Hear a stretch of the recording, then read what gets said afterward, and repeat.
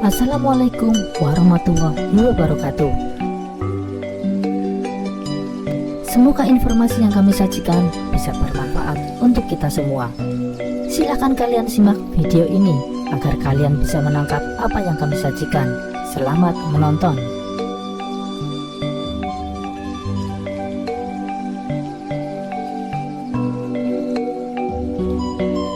Babat Tanah Jawi. Babat Tanah Jawi adalah sebuah karya sastra berbentuk tembang dalam bahasa Jawa yang berisi tentang sejarah Pulau Jawa.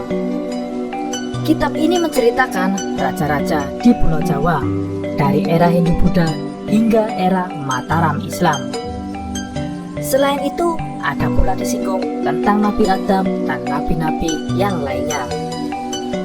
Babat Tanah Jawi merupakan salah satu jenis historiografi tradisional dan menjadi salah satu sumber dalam rekonstruksi sejarah di Pulau Jawa. Terdapat dua versi. Babat Tanah Jawi adalah mahakarya sastra bagi masyarakat Jawa yang dapat dibagi menjadi dua kelompok induk naskah.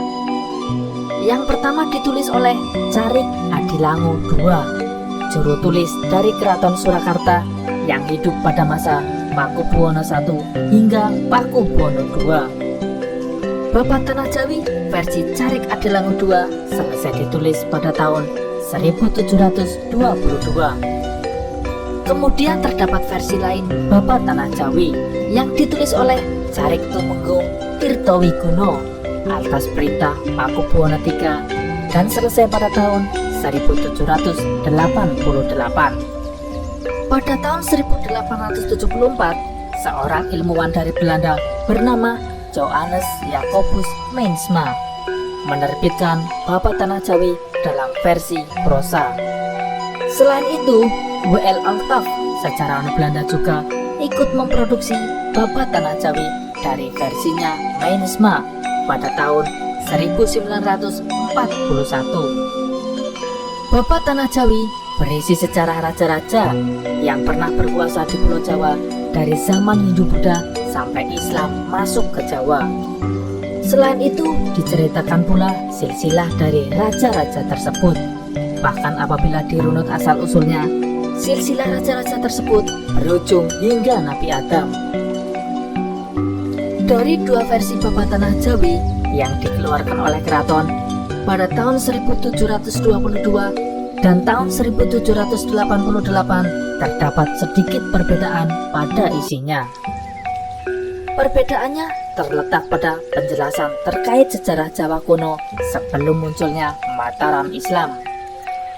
Versi pertama yang terbit pada tahun 1722 menceritakan tentang riwayat kerajaan Mataram Islam secara singkat. Sedangkan pada versi kedua yang terbit pada tahun 1788 dijelaskan secara detail terkait kerajaan Mataram Islam. Penguasa Jawa. Dalam Babat Tanah Jawi disebutkan kerajaan-kerajaan yang pernah berkuasa di Jawa beserta para penguasanya. Berikut ini penguasa dari zaman Jawa kuno, pertengahan, dan Jawa baru. Yang pertama adalah Jawa kuno. Pertama, Kerajaan Kediri.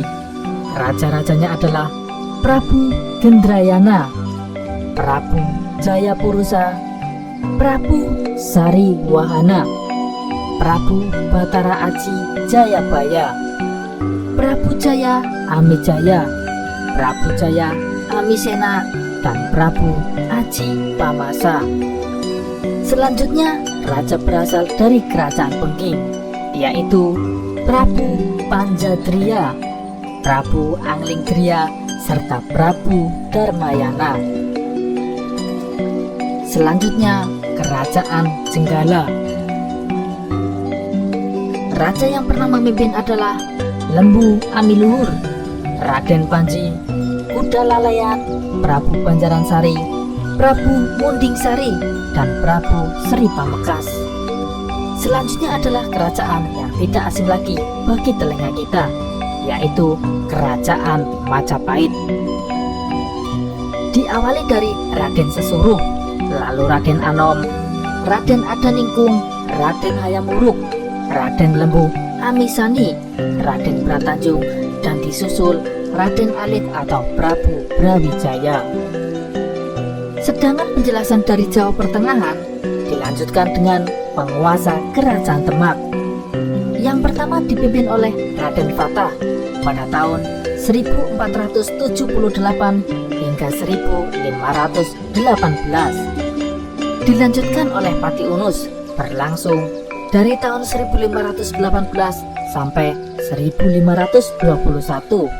Sultan Trenggana 1521 sampai 1546. Penerus dari Sultan Trenggana adalah Sultan Prawata. Ia memimpin dari tahun 1546 sampai 1547. Serta yang terakhir adalah Aryo Penangsang. Ia memimpin pada tahun 1547 hingga akhir 1554. Kita beralih kepada Kerajaan Pajang. Yang pertama adalah Jaka Tingkir, memimpin pada tahun 1568 hingga 1582, digantikan oleh Arya Pangiri pada tahun 1583 sampai 1586. Dilanjutkan oleh Pangeran Benowo pada tahun 1586 sampai 1587. Dari Kerajaan Pajang kita beralih ke Kerajaan Mataram.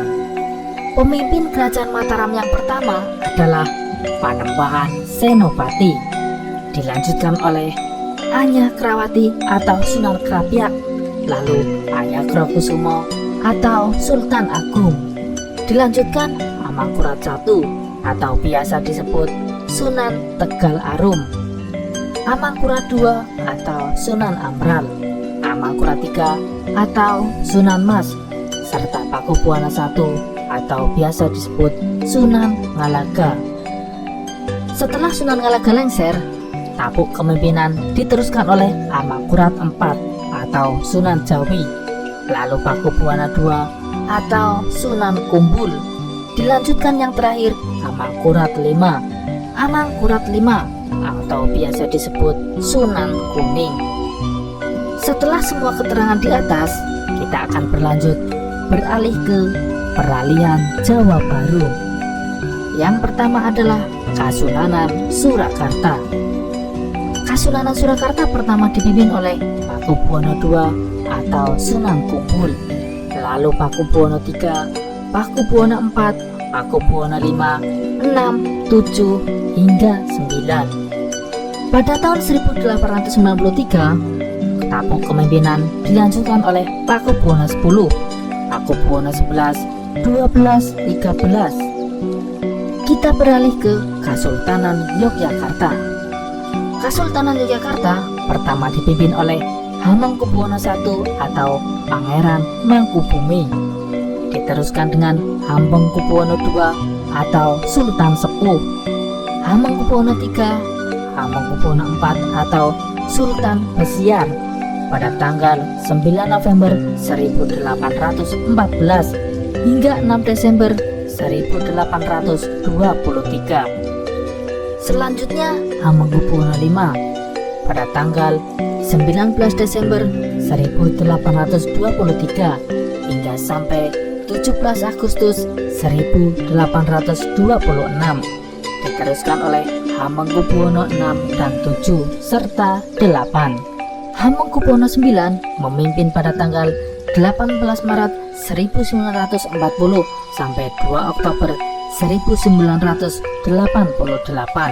Sedangkan Hamengkubuwono X mulai dari 7 Maret 1889 hingga sekarang masih memimpin. Dari semua keterangan di atas, kita beralih ke Kadipaten Mangkunegaran. Pemimpin Mangkunegara yang pertama adalah Mangkunegara I atau Pangeran Sambernyawa, diteruskan oleh Mangkunegara II, III, IV, V, VI, VII, dan VIII. Sedangkan Mangkunegara IX hanya memimpin dari tahun 1987 hingga 2021. Sekian dan terima kasih. Wallahu alam bisawab.